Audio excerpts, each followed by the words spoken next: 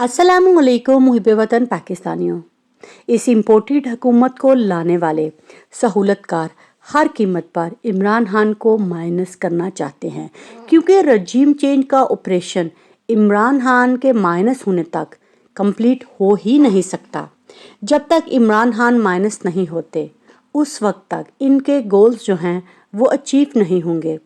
आने वाले दिनों में आप देखेंगे कि हालात यकसर तब्दील होने जा रहे हैं। इस टाइम पर सोशल मीडिया पर एक न्यूज़ गर्दिश कर रही है कि आखिर अचानक इमरान खान की तबीयत कैसे ख़राब हुई। क्या इमरान खान का खदशा जो है वो सच साबित होने जा रहा है? क्योंकि अगर इन इम्पोर्टेड हुकूमत की हिस्ट्री उठाकर देख लीजिए तो आपने देखा कि मकसूद चपड़ासी किस तरह दिल के दौरे से अल्लाह को प्यारा हो गया। ये लोग इस हद तक करप्ट हो चुके हैं कि ये अपने मकासद को हासिल करने के लिए किसी की ज़िंदगी के साथ खेलने से भी गुरेज नहीं करते। आपको याद होगा कि जब इमरान खान को दौराने हिरासत रखा गया था तो कप्तान ने इस बात का इजहार किया था कि वो 2 दिन से टॉयलेट नहीं गए हैं, तो उनको कोई ऐसी चीज़ दी गई है जिससे आहिस्ता आहिस्ता स्लो पॉइजनिंग के ज़रिए इंसान जो है वो मौत के करीब होता चला जाता है और एक दिन उसको पता ही नहीं चलता तो वो हल्के हकीकी के साथ जा मिलता है। जाहिर है इन लोगों को पता है कि कप्तान की पूरी पार्टी तो हम लोगों ने तोड़ दी है। जगह जगह से बंदे उठाकर हमने जहांगीर तरीन की पार्टी में फिट तो कर दिए हैं।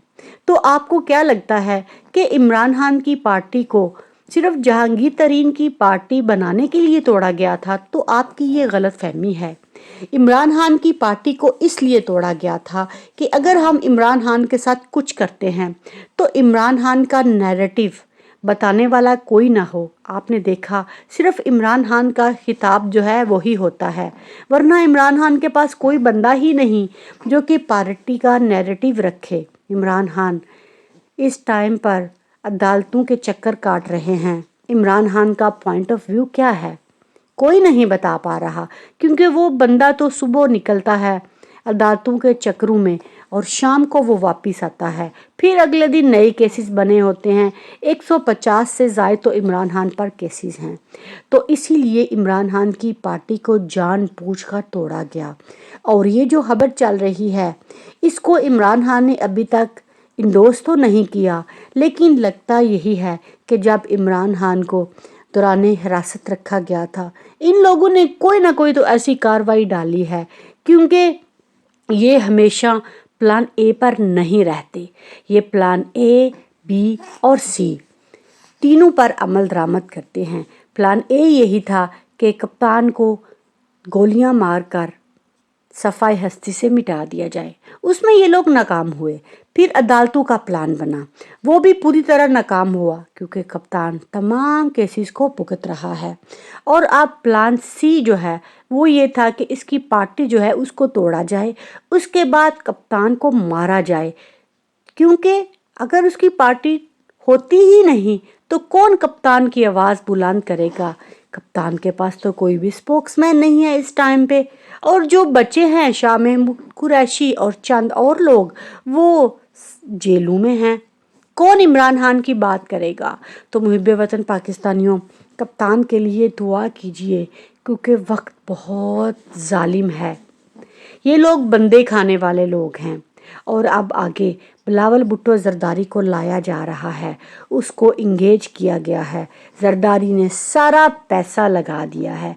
आपको बाजवा तो याद ही होगा, उसकी 26 अरब की करप्शन थी और वो इस टाइम पर जो है वो फ्रांस की कभी शांज़ेलीज़ा बाज़ारों में सैर सपाटे कर रहा है अपनी बीवी के साथ, पाकिस्तानी अवाम का खून चूस कर। उसका किसी ने क्या बिगाड़ लिया है? किसी ने कुछ नहीं बिगाड़ा। अदालतें खामोश हैं। अगर इमरान खान के साथ भी ये लोग कुछ करते हैं तो अदालतें क्या करेंगी? अदालत ने क्या कर लिया 90 दिन के इलेक्शन का? कोई खबर आई?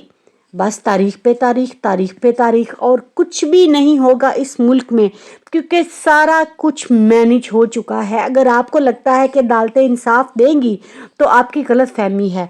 एक तरफ से अदालत जो है वो तहरीक इंसाफ के 61 اراکین کو بحال کرتی ہے تو دوسری طرف سے ان کے نوٹیفیکیشن کو کالعدم قرار دے دیا جاتا ہے۔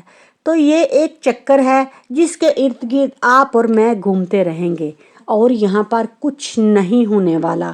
انصاف کی امید مت رکھیے۔